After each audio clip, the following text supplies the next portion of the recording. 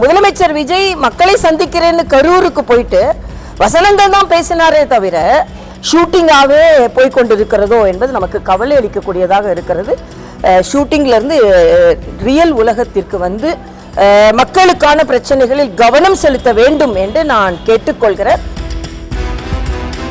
பேரம் நடக்குது. இதுல வேற நிர்மல்குமார் வேற ராஜினாமா செஞ்சா பேரம் கிடையாதான், வாங்கினாதான் பேரம். அவ்வளோ தியாகிகளா இவங்கெல்லாம் வந்த உடனே மக்களுக்காக தியாகம் செய்யறதுக்கு.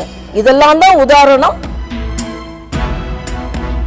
தாவேக ஆட்சி இன்னும் அதிக வேகம் எடுத்து மக்களுக்கான பிரச்சனைகளில் கவனம் செலுத்த வேண்டும் என்று நான் கேட்டுக்கொள்கிறேன். எல்லாரும் ரீல்ஸ்னு சொல்றாங்க. ஆனா எனக்குள்ள கவலை என்னன்னா, நியாயமாக சென்று ஒரு ஆய்வு செய்வதை கூட அது நியாயமா ஆய்வு செய்யலாம், ஆய்வு செய்யக்கூடாது என்பதில்லை, ஆய்வு செய்வது நல்லதுதான்.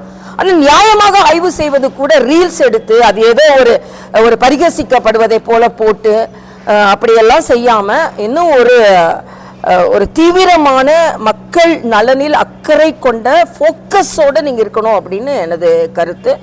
ஏன்னா இதை ஒரு ஷூட்டிங்காகவே போய்கொண்டிருக்கிறதோ என்பது நமக்கு கவலை அளிக்கக்கூடியதாக இருக்கிறது. ஷூட்டிங்லேருந்து ரியல் உலகத்திற்கு வந்து மக்களுக்கான பிரச்சனை. இப்போ இன்றைக்கி காமராஜரை போய் விழா கொண்டாடுறோன்னா, காமராஜர் அதிகமாக மக்களை சந்தித்தார். மக்களை சந்திக்க தான் மக்களின் பிரச்சனைகள் தெரியும்.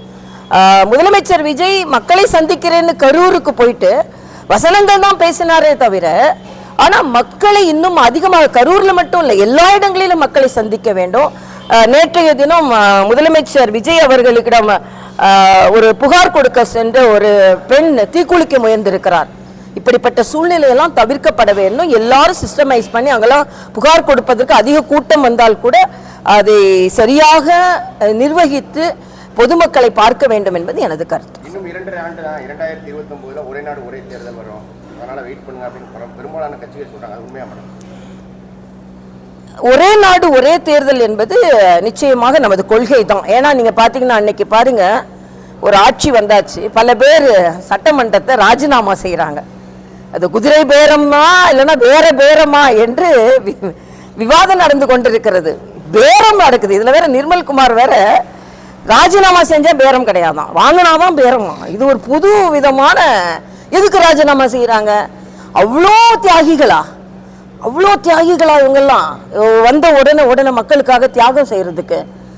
ஏதாவது ஒரு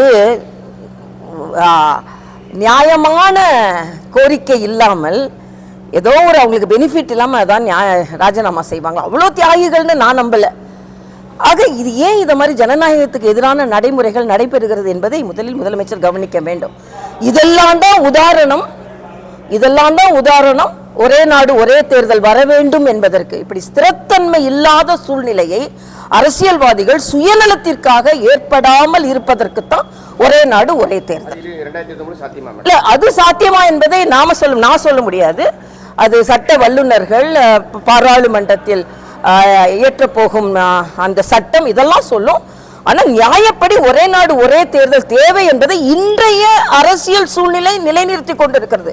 தமிழ்நாட்டில் இன்னைக்கு நடக்கின்ற அரசியல் சூழ்நிலை ஒரே நாடு ஒரே தேர்தல் நல்லது என்பதை மக்களுக்கு வலியுறுத்தி கொண்டிருக்கிறது.